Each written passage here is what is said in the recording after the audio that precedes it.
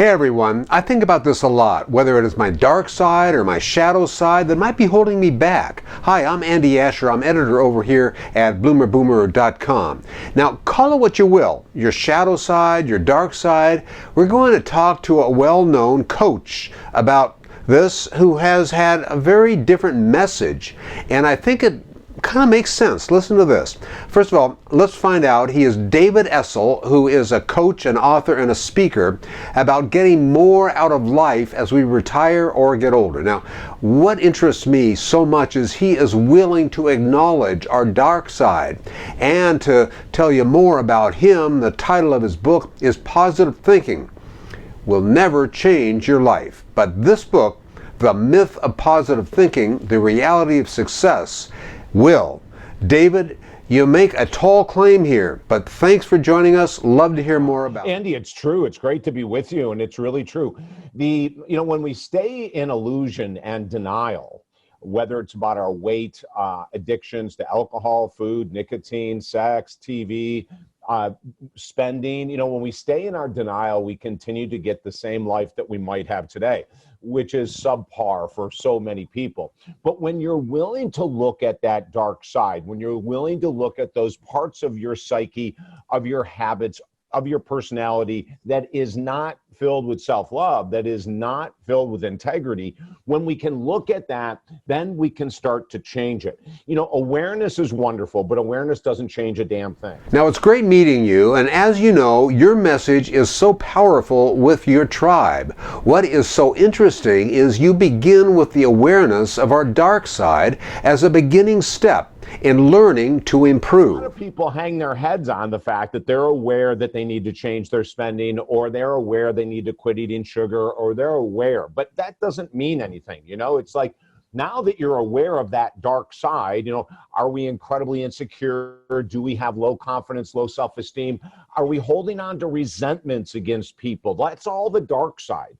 And what we say is, for people that are moving forward in life, they're willing to tear down the denial, to look in the mirror and to say, yes, I still have resentments against this person I haven't worked through. I still overeat or overdrink. I still don't pay enough attention to my money. And I also liked how you're willing to tell people to acknowledge your dark side. Not many people have the courage to do that. Tell us about that. When I came out years ago and admitted that I was an alcoholic and a cocaine addict, that was a step of me saying, I am going to walk into that dark side. I'm not going to be ashamed of it. I'm not going to feel guilty about it. It was a part of my life. It was the truth. And when we can do that, Andy, now I didn't come right out the first day I was sober and tell everyone that I had been an addict and alcoholic for 25 years. I waited until I had a year recovery. I was solid. I knew I would never go back out again. And then I started to Now, I have so many friends who have such a struggle with exercise. They say they are too busy. They don't like to. All sorts of reasons. And I have begun to feel it's awkward to tell them, well, you should be doing that. How do you handle that without them becoming offended? It's a big one. I think number one is that, again, I'm going to give some exercise for our listeners and people with the program today. Number one, write down what the issues that you're facing growing older are. And I'm going to make some really simplistic ones. But if it's your eyesight, go get it checked up. If it's a skin mole that you're concerned, in other words, be proactive. I see too many people in their 50s, 60s, and 70s where they're not proactive, Andy. They're waiting for that big shoe to drop. So instead of making the lifestyle changes in your 50s, 60s, and 70s, you wait to your 80s and 90s, and then it's too late.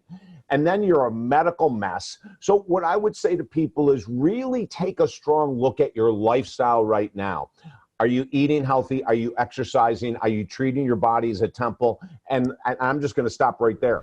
Let's talk about a few of your ideas as they relate to those of us who are over 50. Talk about the dependency. Tell me more about that and how it affects people my age. Well, I'm still a huge positive thinker, Andy. The first hour of every day I spend in meditation, prayer, journaling, affirmations, gratitude. So I believe that about 20% of our massive successes in life will come from having a great attitude.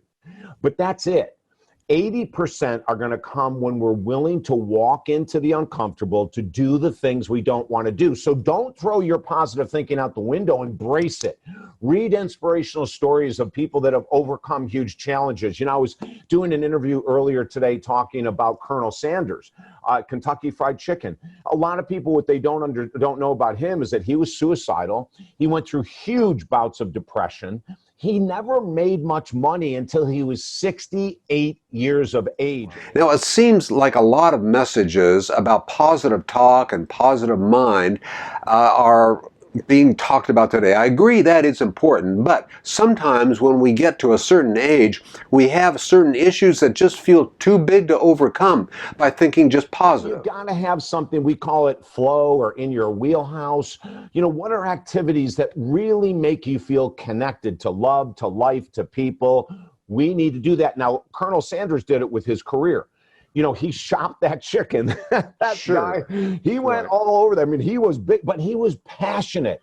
And his passion ended up paying off, Andy. Anything else, other takeaways that you can leave us with for our audience today? The number one thing is to look at what we're avoiding, denying, delaying.